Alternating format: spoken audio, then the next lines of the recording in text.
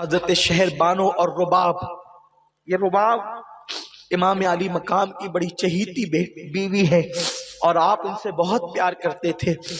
बहुत चहीती बीवी है इमाम की रुबाब। शहरबानो और रुबाब कहती हैं, हुसैन एक बात माने ना। मौला हुसैन ने कहा, अब किसी नई आजमाइश में मुझे मुब्तला न करो, मेरा इम्तिहान न लो, मुझे इम्तिहान में न डालो। बस ये बात हो ही रही थी कि उन सैयदा फातिमा की बहुओं ने कहा, हुसैन हमारी बात मान ले।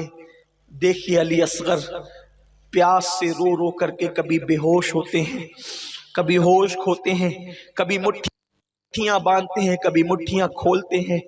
अल्लाह अकबर। इतना सुनना था। हुसैन ने कहा, कहना क्या चाहती हैं? बीबियों ने कहा, इस शहजादे को ले जाएं और पानी पिला करके लाएं। इस बच्चे की प्यास चंद कतरे ही तो हो सकती है, चंद कतरे पानी मांग ले।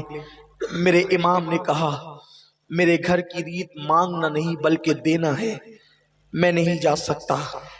ज़ैनब ने कहा, भैया अपनी बहन को मायूस न करो, खुदा के लिए इस मासूम बच्चे की प्यास बुझ जाएगी, आप ले जाएं इसे। वो कितने ही शकीउल कल्ब है, कितने ही सख्त दिल हैं, लेकिन बच्चों से तो काफिर भी नरमी करते हैं, बहरहाल ये कलमा पढ़ते हैं। आप ले जाएं, उनसे कहें अगर वो पानी पिला देंगे तो कम से कम बच्चे की प्यास बुझ जाएगी। बच्चे का रोना हमसे देखा नहीं जाता, हुसैन ले जाओ। मौला हुसैन चुप है। ऐसे में सकीना बोल पड़ी, बाबा अपनी शहजादी सकीना की बात आप मान ले और मेरे भैया असगर को पानी पिला दे। मौला हुसैन ने मासूम अली असगर को अपने हाथ में लिया।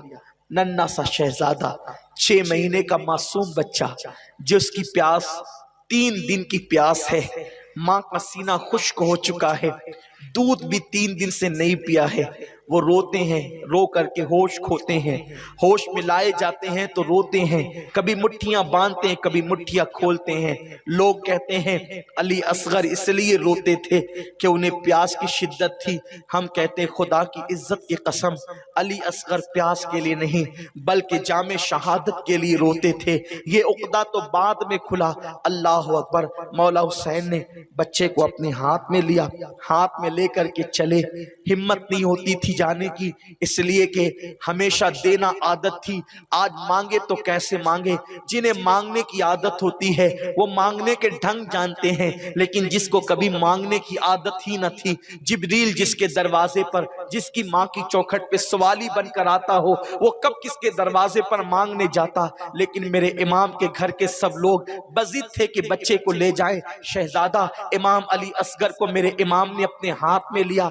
ऐसा लगा फातिमा के चांद पर, अल्लाह अकबर, हुसैन का चांद रखा गया है। एक चांद पर दूसरा चांद, ऐसा लगता था जैसे एक चांद पर दूसरा चांद रख दिया गया हो। इसी आलम में मेरे इमाम आगे बढ़े, यजीदियों के सामने खड़े हुए और खड़े होकर के कहते हैं, यजीदियों तुम्हारी नजरों में अगर कसूरवार है तो हुसैन है। इस बच्चे ने क्या किया है, इसे चंद कतरे पानी अगर पिला सकते हो तो पिला दो। इतना सुनना था।